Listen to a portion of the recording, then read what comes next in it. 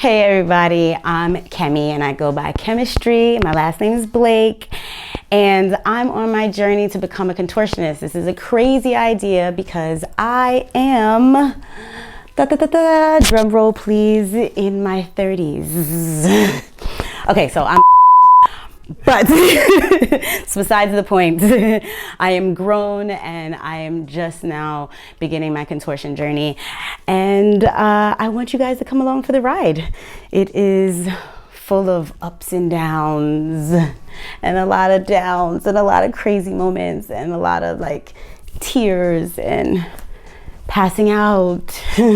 So yeah, it'll be really interesting for you guys to watch my process and how I'm becoming. And I'm just glad to share my journey with you. It kind of makes it all worth it. I'm like, I'm not doing this for nothing. So come along. Some people have a very clear sense of what they want to do in this world from a very young age. For example, there are those child prodigies that always know that they were born to sing or dance or paint. But I was not one of those children. I was always drawn to the arts, but I wasn't born into a family with means, so I didn't always have the luxury of exploring that. I grew up in pre-gentrified Harlem in the 80s, so everyone around me was in the same socioeconomic bracket, but when I saw wealthy people on TV, I clearly saw the difference between how they lived and how I lived. So I made the connection very early on to money and access to a more quality life. And in my mind at that time, artists didn't make any money, so I wasn't gonna be an artist. In my mind, I wanted to have money, so I needed to pursue a career that was gonna give me that. And that was not being an artist, and I certainly knew nothing about contortion. Okay, so I believe this is recording, and I'm about to show you my 3 splits. I would like for you to assist me with getting deeper into the splits. Especially the center split. So my first one is here. This is where I am. So I go over, I lay flat on the floor, and I try to walk through. Does not quite work for me yet, so I'm here. This is where I am on the floor. In my center split. So I think that's about 5 inches off the floor. And this is my front split, my right leg front.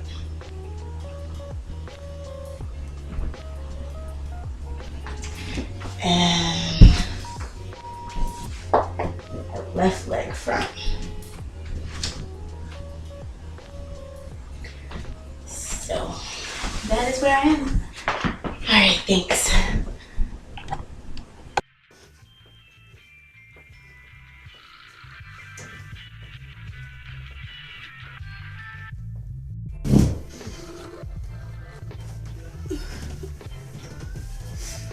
Jesus.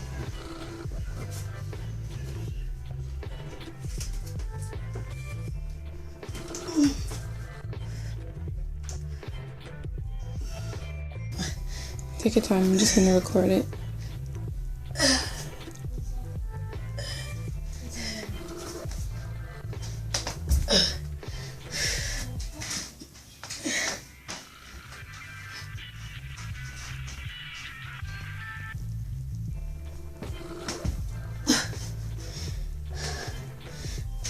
Alright, so maybe it's not gonna happen today.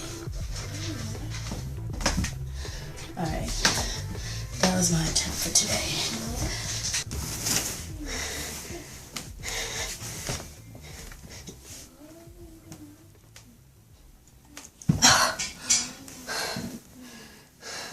That would just be for a picture, not recording. Okay. I grew up with my mom, my dad, and my sister. And I don't know anybody who grew up with the perfect family. So mine wasn't any different, right? But I love my family. And my parents, they tried the very best that they could. They gave me what they had to give. But when I look back on my childhood, I just remember a lot of tension in my home, tension between my parents, and then consequently tension between me and my parents, and then me and my sister. So all of that feeling just made me not want to be around much. I was like, ugh, if I could just not be here, then I'm less likely to get caught up in anything.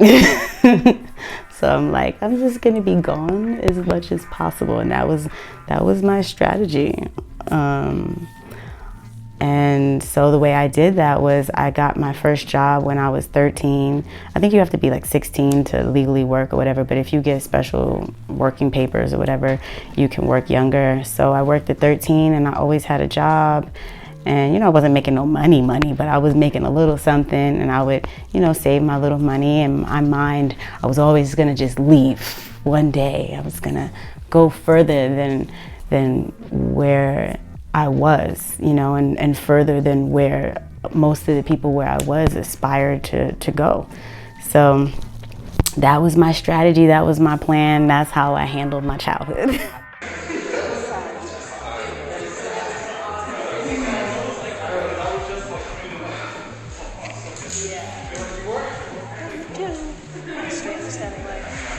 Try and tip the whole shape forward.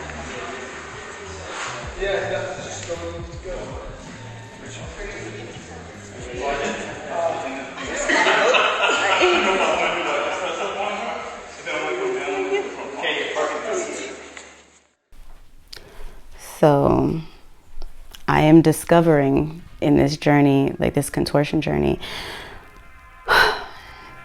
what tension is really, right? And how it's stored in your body. Like muscle memory is a real thing, right? And I ask myself, because I'm not naturally flexible, like I really do fight for my flexibility. I push for it. I always say I have to bend my mind first before I bend my body. So I have to now go within myself and understand, okay, what's tight? Oh, your hamstring's tight? Okay, all right, well, just let it go. I'm like, okay, well, why isn't it letting go? Like, what is holding on? What is this tension? Where is this muscle tension coming from? And it's actually coming from, you know, the central nervous system, right? So there's the brain. So it's like, okay, what about, it makes me think about stored memory and stored emotion. You know, a lot of times I wasn't kidding when I said, you know, that there's a lot of tears on this journey. I cried a lot, passed out a lot, like had many different experiences trying to just push my mind and body simultaneously. And there are times when I'm stretching and there's this release. It's called emotional release. I didn't know that at the time, but I would just start crying. I'm like, why am I crying? It's not like I'm crying because it hurts, but I'm just, this something feels like it needs to come out of me. And I know that for me, that kind of sounded crazy, but I'm like, that's what I'm experiencing. And I'm like, okay, so where did this tension come from? And I think like anybody's experience or anybody's life, everything that you've lived, everything that you've experienced in this lifetime and maybe prior lifetimes, you know, affects how you are and who you are right now. So that's really what happened. I grew up with a lot of tension in the home. I grew up trying to just smile, you know, even though I felt a way inside. So I guess I grew up suppressing emotions, trying to be a rock, trying to be hard, trying to be strong. Like, trying to be strong was a huge one. So now that I'm trying to let go, it's like, how do I let go of 40 years worth of conditioning, you know?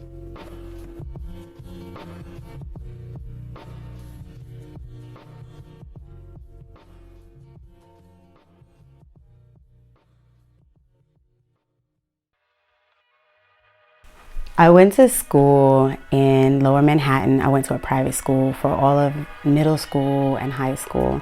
But before that, I was in public school. And how I got to private school was I was in this program called Prep for Prep. And they helped talented and gifted students from underprivileged neighborhoods get into the top tier private schools in New York City.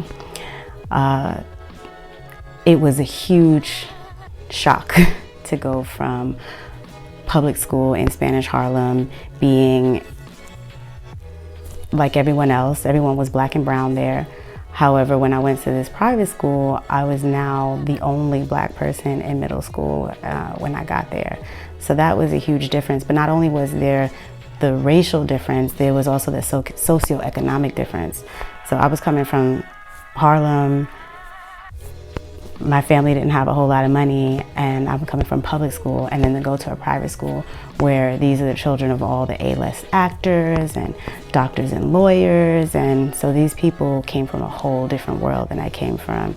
And that was very eye-opening because I had seen, you know, rich people on TV, but that wasn't my reality. That's not the world that I grew up in. So when I went to this school and I saw how people really lived, and I'm making friends and I'm going to their homes and their summer homes, and you know, the trips that they take for spring break, they go to Europe and everything, that was just a whole nother life. And it really didn't make me want to go back to the world that I came from. I'm like, oh, okay, I don't want to go back there. I gotta figure out how I can reach for more, how I can have this life that I see the rest of the people in my school having. So that's just kind of what I did. I just focused on school because I figured that academics would be my way out. And I just focused, I studied, I got into Georgetown, and after that I worked in investment banking, and from there just was like, okay, I'm gonna focus on getting money so that I can have my piece of the American pie or the American dream. On the one hand, I felt that I had made it because here's a little black girl from Harlem whose parents didn't go to college, and she made it to college. She went to a prestigious school and now has a really good job and it pays a lot of money, but I was miserable. It didn't feed my soul. I didn't feel at all fulfilled at all in what I was doing. And it was making me sick, actually, literally. And one day, and that was a pivotal moment. There was one day at work I was sent home because I felt sick.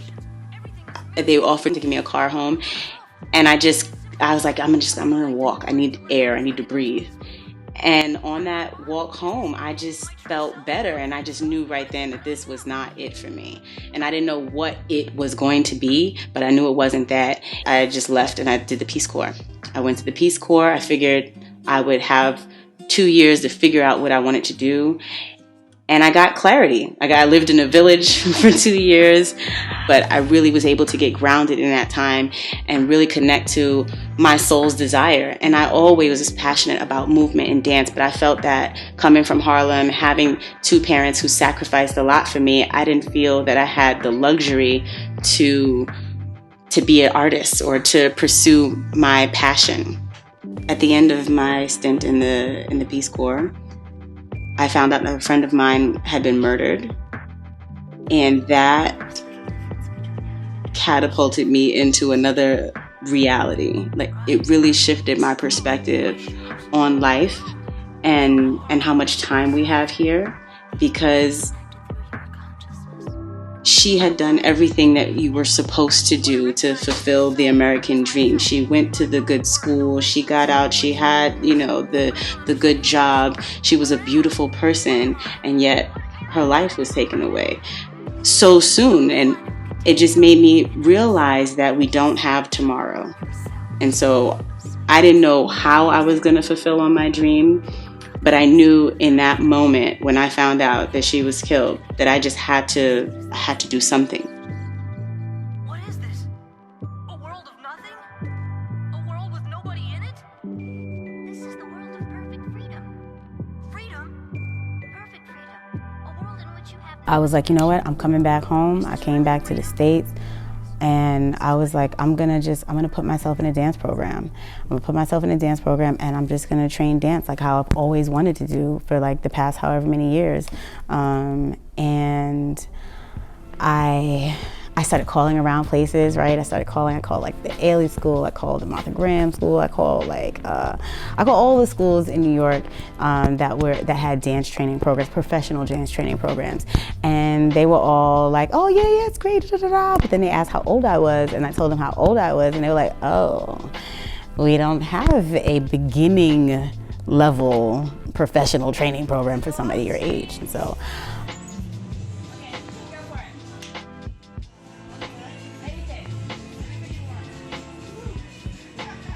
And they were like, oh yeah, no. Like at that age, like you're already a professional. Like you're supposed to be a professional at that age. Like you don't start training to be a professional at 26, 27. So I was like, oof. And so then that's kind of where I started just lying about my age. I was like, fine. I can't be 26 or 27, I'll be 16. That's what I'll be. And I was 16 for a while. And then I, hopefully no one sees this and is mad at me about it, but I definitely was 16 for a minute. And that's when I got back into dance and I started training. And it was cool. It was hard because now I'm an adult and now I still have to pay bills. I have to do all of those things. I would drive myself to rehearsal, but I would park far so that the adults didn't know that I was driving myself, So yeah, it was a lot of shenanigans. I'm feeling good about life. I'm like, yeah, I'm on my path. And then I find out that I'm pregnant. And I'm like, wow, okay, all right. What you gonna do, Kemi? What you gonna do?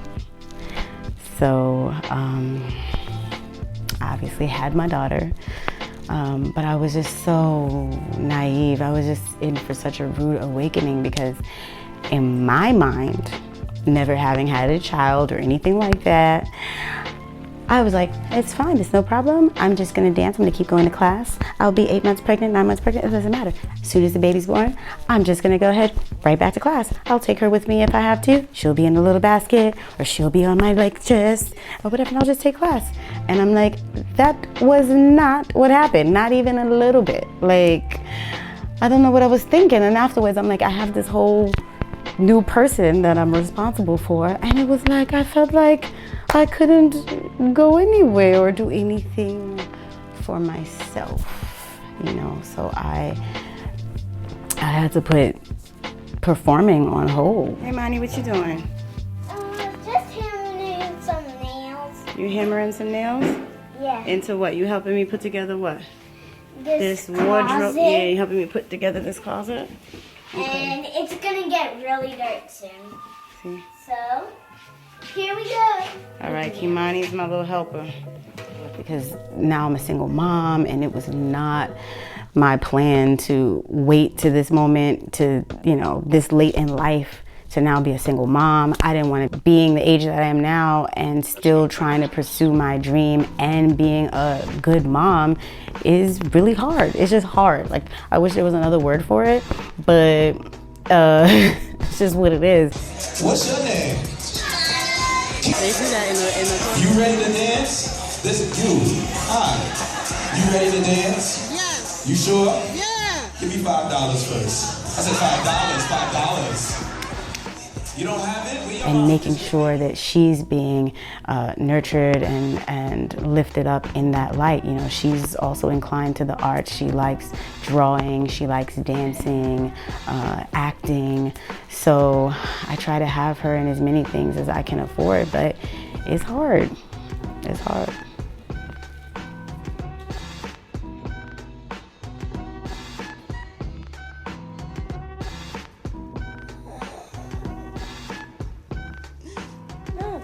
It's recording. Happy birthday to you. Happy birthday to you. Happy birthday to you. Yay! Thank you. Let me make a wish. Make a wish. So I was just trying to do everything that I could, and I just felt so exhausted, and I just wasn't where I wanted to be in my life. And at this point, I'm like 35. I can't tell you it's a secret. And clueless. Like, I'm a mom. All right, that's part of my identity. But aside from that, what? Like, who am I really? Did I come here to just be a mom? Am I supposed to be a performer? what am I supposed to do? And I'm just like, at 35, as a single mom in New York City, you know, the hustle city that it is, like, it just was a lot of pressure. It was a lot of exhaustion. I felt depressed. And so I went to this program. It was supposed to be a transformation, you know, try to help you live your best life. They call it transformative education. So in this program, it really got me thinking about my life and what I wanted to do, and it made me think what was in the way. You know, there's where you are right now, and there's where you want to be. So what is in the way? And a lot of times, you know, we create all kinds of obstacles or mental barriers, but they don't actually really exist in real life. So that's what I learned in the program, where everything that I told myself, you know, that was in the way of me becoming the contortionist, the performer that I wanted to be, it just wasn't really there. I mean, yes, I had my daughter, I was a single mom, but they were like, well, where are the contortionists? Where are the contortion trainers? And I was like, Vegas. And they were like, well, why don't you go to Vegas? And I was like, why don't I go to Vegas? I don't know, I've never been to Vegas. I got this daughter, I mean, what am I gonna do? I can't just take her to Vegas. And they were like, well, why not? And so that's what I did. I went first to train, to visit, and then I ended up staying. And I stayed in Vegas. And then when I got here, I was like, oh, I'm gonna come to Vegas. I'm gonna train with the best coaches, Cirque du Soleil, and in no time, in a year, I'll be, you know, bendy, and I'll be in a show, and it'll be amazing. And, you know, again, things take time, and it's taking a lot of time. It's taking more time than I wanted to take. So here I am.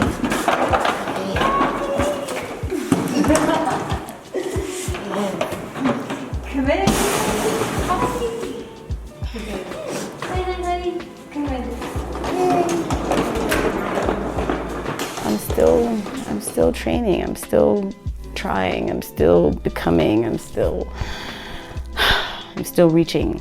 And then now I'm here, you know. I guess you probably don't want to walk a lot. So there are moments when I feel like I haven't progressed much at all. I always feel like I should be further along than I am. That's just constant. That's always been in the background for me, and it's something that I'm working on letting go. But when I really do look back at my training and what I've done and where I was when I first got here, I'm like, okay, clearly I've made some progress. There's no denying that I've made progress, because there are things that I can do now that I could not do then. Like, I couldn't do handstands when I first came. Like, that just wasn't even a thing for me. What other things? You know, I wasn't as bendy, you know. So there's that progress, but then there's also some setbacks too, and I have to, like, be honest with myself. Like, was I training as hard as I could have? Like, you don't push. You like, okay, you do it on your own.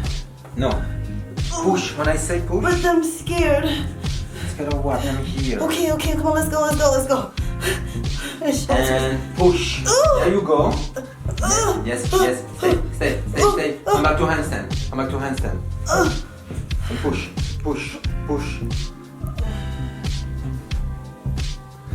Oh, Yes. or, I mean, and the answer really is, I was probably training as hard as I could have given my circumstances, because when I first came here, you know, I don't have a huge network, you know, of family. My mom has now since moved here since, you know, COVID, and it's been great having her here. You know, it's been a great asset. But before that, you know, it's just, you know, it's me and my daughter, and I have to figure out, okay, she's in a new school, she's in a new environment, she's struggling. I literally moved her across the country, away from her family, away from her friends, and into a totally different school environment. She put her in a bilingual school, so now she's in a bilingual school. So there were so many things different for her, and she was struggling, you know, and she's trying to process, and I'm trying to process, and I have to be there for her. So I'm like, okay, do I go train right now, or do I pay attention to my baby girl who needs some help right now on this Spanish homework or on this math homework, or, you know, or just feeling integrated, or, you know, in this environment in her school.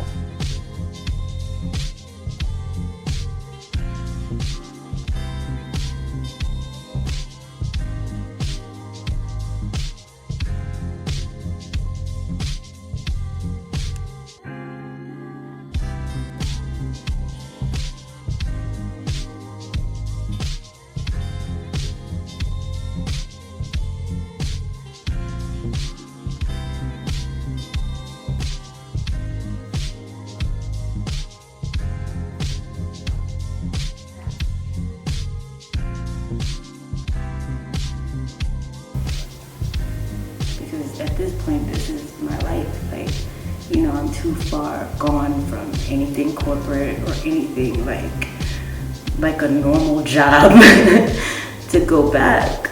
You know, like when you're used to training all day, or, you know, sitting in splits everywhere you go, or, you know, just all of it. That's a whole lifestyle. I can't go back to a cubicle. I can't go back to any type of regular 9 to 5. It just won't. It didn't feel good then, and it definitely won't feel good now. Like it'll feel like it'll just crush me. So there's only one direction to go. I just have to go forward. So